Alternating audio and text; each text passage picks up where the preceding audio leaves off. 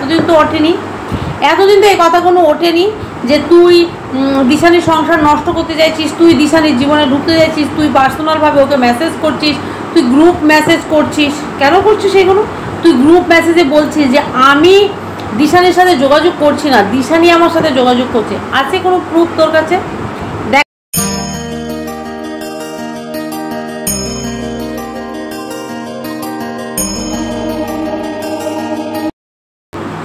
শারদ শুভেচ্ছা সবাইকেই। সবাই কেমন আছো? আশা করি সবাই ভালো আছো। হ্যাঁ, আগাম কি না, আগাম নয়, 2 তারিখে মহালয়া, তো আমাদের শারদ উৎসব শুরু হয়ে গেছে। আর আকাশে এটা তো চলছেই, শারদেই চলছে, তো আকাশে এখন যা সুন্দর রোদ, আর বাইরে গেলে মনেই হচ্ছে যে পুজো পুজো পুজো পুজো গন্ধ এসেছে, তাই না বন্ধুরা? পুজো পুজো গন্ধ এসেছে, সাথে কিন্তু একটা নোংরা গন্ধও আমরা ইঙ্গিত পাচ্ছি। তো আমার কথা হলো, আমি আজকে ডিরেক্ট প্রীতমকে কিছু প্রশ্ন ছেড়ে যাচ্ছি। জানি না প্রীতম আমার চ্যানেলটা দেখে কি দেখে না, আমি জানি না। ও আমার আগে দেখতো, এখন দেখে কিনা আমাকে সেরকমভাবে ওদের কাউকে নিয়ে ভিডিও সেরকম বাদ দিচ্ছি না, কারণ সময় হচ্ছে না। তো আজকে কিছু কথা শোনার পরে আমি না মাথাটা ঠিক রাখতে পারিনি। কিছু কথা আমার কাছে এসছে, কিছু আমাকে কিছু জনে বলেছে, আমি সেটা শোনার পরে না মাথাটা জাস্ট ঠিক রাখতে পারিনি। প্রীতম, মনে আছে সেদিনকার লাইভটাতে আমি তোকে কিন্তু অ্যালার্ট করে দিয়েছিলাম, তুই কিন্তু বলেও ছিলিস পরবর্তীকালে দিদির অন্য কোনো লাইভে যে পিমনি বলেছে, তুমি বলেছো, মানে দিদিকে বলছিলিস। আমি ঠিক কথাগুলো মেনে চলারই চেষ্টা করবো, কিন্তু আজকে দেখ, আমি তোকে অনেক মানে নোংরা ভাষায় কিছু বলবো না, আমি বলিও না কোনো সময়। আমি তোকে বোঝানোরই চেষ্টা করব, এখনও তোকে আমি বোঝানোরই চেষ্টা করব। দেখ, তোর লাইভটা আমি আজকে দেখলাম, তুই লাইভটাতে এসে বলছিস যে তোকে কেউ কমেন্ট করছে, তুই নিজে বলছিস না যে তোর নামটা বেছে কেউ খাচ্ছে, হাড়ি চাপছে। এই যে কথাটা বললি, তুই ভেবে দেখেছিস তুই কি করছিস? তুই কি বলেছিলিস যে যে যাই বলুক আমি এদেরকে নিয়ে ভিডিও করতে আসবো না, তাই তো? তারপরেও কিন্তু তুই ভিডিও অলরেডি ওদেরকে নিয়ে শুরু করেছিস, তাই তো? যে যা বলছে বলতে দে, তুই তোর মতো করে এগিয়ে যা। কেন করছিস না? এই শারদ উৎসবে পুজোর সময়, বন্ধুরা কেন বললাম কথাগুলো, এই পুজোর সময়টা ইনকামের দরকার। হ্যাঁ, ইনকামের দরকার, মোটা অঙ্কের টাকার দরকার। এই সময়টা দেখছিস চ্যানেলে ভিউজ কমে গেছে, সামনে পুজো, মানুষ আরও পুজো নিয়ে ব্যস্ত হয়ে যাবে, আমাকে কেউ ইম্পর্টেন্স দিচ্ছে না। মানে প্রীতম তোকে বলছে, তোকে কেউ ইম্পর্টেন্স দিচ্ছে না। এবার ইম্পর্টেন্স পেতে গেলে, মানে কারোর কাছে প্রায়োরিটি পেতে গেলে আমাকে কী করতে হবে? পুরনো কাসুন্দি নিয়ে আমাকে ঘাঁটতে বসতে হবে, তাই তো? তুই কী করলি? অলরেডি সেই পুরনো কাসুন্দি নিয়ে ঘাঁটতে বসে গেলি। তুই একটা কথা বললি যে আমি ইয়ের সাথে কোনো যোগাযোগ করিনি, আর সেই বা কেন এসে বসে বলছে না যে আমি তার সাথে, মানে দিশানির কথা বলছিস, দিশানি বা কেন এসে বলছে না যে আমি তার সাথে কোনো যোগাযোগ করিনি? কেন বলবে? কেন বলবে? সবাইকে কি তোর নিজের মতো ভাবিস?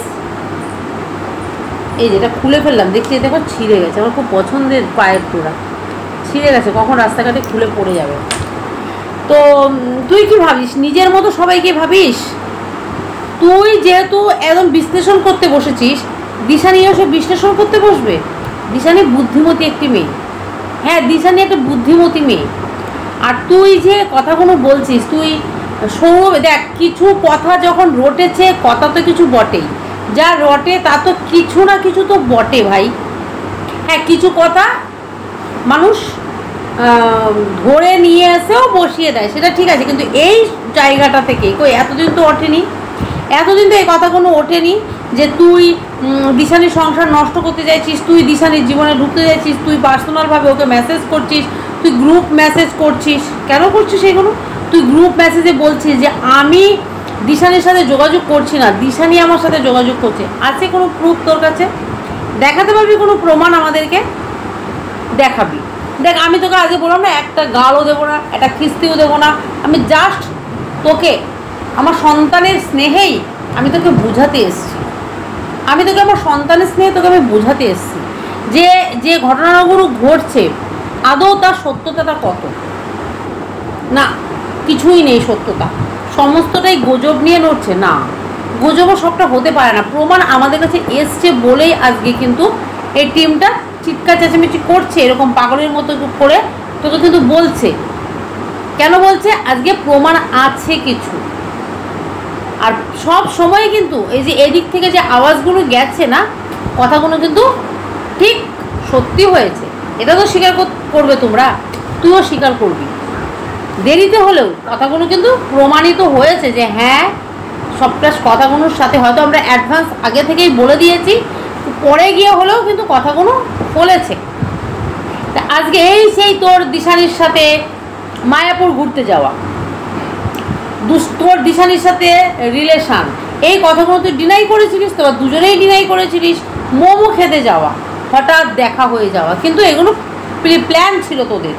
সমস্ত কিছুই কিন্তু পরবর্তীকালে তোদের মুখ দিয়ে আবার স্বীকার গেছে। এই জিনিসগুলো হয়তো স্বীকার যাবি কোনো একদিন, এই জিনিসগুলো হয়তো কোনো একদিন স্বীকার যাবি, কিন্তু সময় ছাড় দেয়, সময় ছাড় দেয়, কিন্তু ছাড়ে কিন্তু না। কথাটা মাথায় রাখবি। ভগবান আমাদের ছাড় দেন, ছেড়ে কিন্তু দেয় না। সময় এমনই একটা জিনিস, রিটার্ন কিন্তু তোমাকে পেতেই হবে। তুমি যেরকম কর্ম করে যাবে, তুমি ভাবছো করে চলে গেলাম, চলো ভাই আমি মুক্তি পেয়ে গেলাম, না, তোমাকে রিটার্ন কিন্তু দেবেই। ঠিক আছে? তো আমার হলো তোর কাছে প্রশ্ন, তুই গুড়িয়াকে নিয়ে ভালো আছিস, গুড়িয়াকে নিয়ে সুখে আছিস, গুড়িয়ার সাথে তোর দ্বন্দ্ব হয়েছে, গুড়িয়ার সাথে তোর বিয়ে হয়েছে, গুড়িয়ার সাথে তোর বিয়ে হয়নি, গুড়িয়ার সাথে তোর প্রীতি প্রেম ভালোবাসার সম্পর্ক না, ভালো একটা বন্ধুর সম্পর্ক, আই ডোন্ট কেয়ার, পর তুই যা খুশি কর। কিন্তু কেন তুই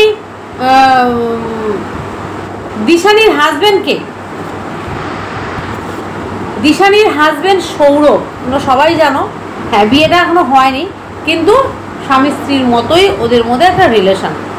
দেখো, স্বামী স্ত্রী মানে ফিজিক্যাল না, ওই কথায় কিন্তু আমি যাচ্ছি না, মানে বাড়ি থেকে যেহেতু যোগাযোগ করে দিয়েছে, একটা তাদের মধ্যে ডিপ সম্পর্ক হয়েছে।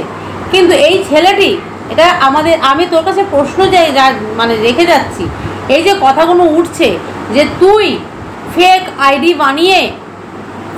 আইডি বানিয়ে ডিরেক্ট ওকে লিখছিস, সৌরভকে লিখছিস যে দিশানি কেমন মেয়ে, জানলে তুমি বিয়ে করবে না, তুমি ওকে ছেড়ে দাও, ওই মেয়ে একদম ভালো নয়, প্রীতমের সাথে যা যা করেছে তোমাকে সব প্রুফ দেব। এই যে কথাগুলো দেখ প্রীতম, তোকে আমি বলছি, এই যে কথাগুলো একটা ফেক আইডি কি করে বলছে, কি প্রমাণ তার কাছে আছে? আমরা কিন্তু ভুলিনি 2018 সালে তুই 2018 সালে খুব বাজে পরিস্থিতিতে দিশানির কিছু ভিডিও ক্লিপস, কিছু ফটো ভাইরাল হয়েছিল। সেটা কে করেছিল? তোর কাছে ছিল।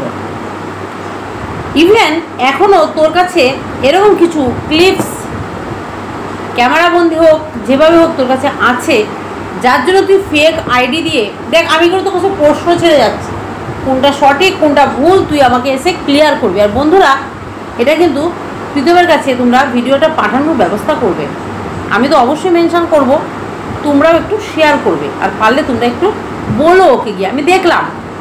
আমি দেখলাম যারা ওর শুভাকাঙ্ক্ষী তারা গিয়ে ওকে সমস্তটা জানান দাও, লাইভে হোক ভিডিওতে হোক জানান দাও, কিংবা পার্সোনালি হোক ওকে জানাবে যে পিমনির ভিডিওটা দেখে তুই একটা উত্তর দে, ঠিক আছে? প্লিজ। ও বলছে আমি কন্ট্রোভার্সিতে যাবো না, আমি তোকে কন্ট্রোভার্সি করতে বলছি না, কিন্তু ব্যাপারটা ক্লিয়ার করে দে। আমি তোকে সন্তান স্নেহে কথাগুলো তোকে ছেড়ে যাচ্ছে, ঠিক আছে? আমি তোকে গালও দিইনি, খিস্তিও দিইনি, দেবও না, কিন্তু তোকে এমনভাবে বলবো তো কিন্তু এপার ওপার হয়ে যাবে, এবং সত্যি কথা এগুলো, ঠিক আছে? কাজে আমি তোকে আগে এই ভিডিওটা করে জাস্ট তোকে আমি বলছি, তুই কিন্তু উত্তর দিবি। আর উত্তর না দিলে কিন্তু ওই যে তুই বললি, যারা আমার থাম্বনেল, আমার নাম থাম্বনেলে ইউজ করবে কিংবা আমার ভিডিও চিপকাবে, আমি চাই না কারো আইডি ক্ষতি হোক, কিন্তু আমি স্ট্রাইক মেরে দেবো, তাই তো? এর জন্য আমি ওয়ার্নিং দিয়ে গেলাম। তা আমিও তোকে ওয়ার্নিং নয়, আমি তোকে রিকোয়েস্ট করে গেলাম, আমি তোকে ওয়ার্নিং দিচ্ছি না। তুই বলতে পারিস অনেক কথা, আমি বলতে পারি না সেটা, আমি তোকে রিকোয়েস্ট করে গেলাম, তুই আমার এই প্রশ্নগুলোর উত্তর দিয়ে যাবি। যে এই ফেক আইডি বানিয়ে তুই কেন সৌরভকে এই ধরনের বিভ্রান্তিকর কমেন্টস করছিস?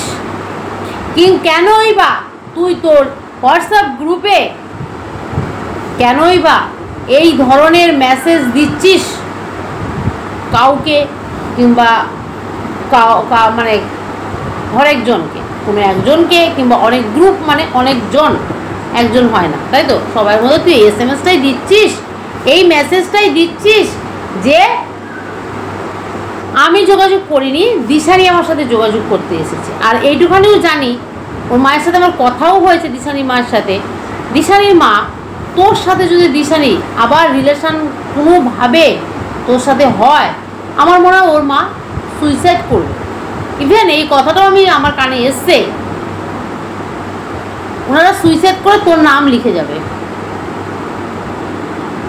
কারণ ওনারা কোনোভাবে চায় না তোর সাথে ওনাদের মেয়ের কোনো রকম যোগাযোগ হোক। তাতে যদি ওর মেয়ের বিয়ে নাও হয়, ঘরেও থাকতে হয়, ঘরে থাকতে, তোর সাথে ওরা কোনো রিলেশনশিপে যেতে চাইছে না, মানে মেয়ের কোনো রিলেশনশিপে যেতে চাইছে না, ঠিক আছে? তো বন্ধুরা, আমার কথাটা হলো, আজকে তুই এসে বলছিস ডি এর মা ভালো না আর এর মা ভালো। বা ভালো জাস্টিফাই করতে শিখেছিস এই কদিন আগে, কিছুদিন আগে। এই কথাটা আমি জীবনেও ভুলতে পারবো না। ওই আরের মাকে, মানে রিমির মাকে এসির তলায় ফেলে, ওফ, আমার এটা মনে পড়লে না গাটা গিন গিন করে ওঠে। মনে পড়ে দিনগুলো। আজকে এসে তুই বারংবার বলে এসছিস যে ওই মহিলার জন্য আমার সংসারটা হয়নি। আদৌ সংসারটা করতে চেয়েছিলিস? দুটো মেয়ের সাথে তোর বনলো না, 3 নম্বর মেয়েটা জানি না কোথায় ঝুলে আছে। চল, আমি আজকে বললাম না, বেশি কিচ্ছু বলতে চাই না, জাস্ট তোকে আমি কথাগুলো বলে গেলাম। বলতে যদি হয় আমাকে কালকে বলবো, পরশু বলবো, তোকে আমি সময় দিলাম, ঠিক আছে? আমি তোকে সময় দিলাম, ভিডিওটা করছি আজকে রবিবার রাত, এখন 11:30 বাজে। কালকে সকালে আমার ভিডিওটা পোস্ট হবে সোমবার, ঠিক আছে? আমি তোকে সোমবার রাতের অবধি সময় দিলাম, সোমবার রাত অবধি আমি তোকে দেখবো তুই আমাকে কি অ্যান্সার করছিস, ঠিক আছে? তুই আমাকে কী অ্যান্সার করছিস সোমবার রাত অবধি দেখবো। আমি রাতে এসেই না হলে কিন্তু র্যান্ডাম ভিডিও নামাবো, তারপরে কিন্তু বলবি না। আমি কিন্তু ওই যে বললি, তুই বললি ওয়ার্নিং, আমিও কিন্তু তোকে রিকোয়েস্ট করে গেলাম, ঠিক আছে? তারপরে কিন্তু বলবি না। তারপরে আমি সোমা ধরিত্রীর মতো তোকে রেপিস্টও বলবো না, তোকে আমি কোনো কিছুই বলবো না। আমি এমন বলবো, ভালো জানিস তুই, এমন বলবো তুই তোর মা। চল, আমি আর এগোলামই না, পরবর্তীকালে আমি আসছি, ঠিক আছে? অ্যান্সার করে যাবি, ওকে? চলো বন্ধুরা, অনেক করে শেয়ার করো এই ভিডিওটা ওর কাছে, যেন ওর কাছে গিয়ে পৌঁছায়, ঠিক আছে? চলো, টাটা, গুড নাইট।